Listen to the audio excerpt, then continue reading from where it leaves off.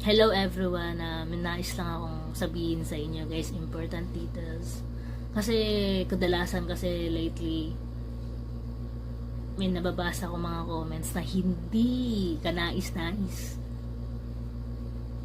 Yung mapanghusga, kung ano-ano mga binibitawang salita, kala mo totoo, pero pawang kasinungalingan lang naman yung mga sinasabi nila. At sinasabi nila, ay may sira to sa pag-iisip. Yung typical na parang simple lang yung mga pinapost ko, yung spoken word poetry, kanta, sayaw, mga ganun pinapost ko, tapos sasabihin nila, ay may sira to sa pag-iisip. Parang ganun lang, may sira na sa pag-iisip. At higit sa lahat, wala akong sira sa pag-iisip. First of all. At matino akong kausap. At masaya ka trabaho, kausap, and everything happen.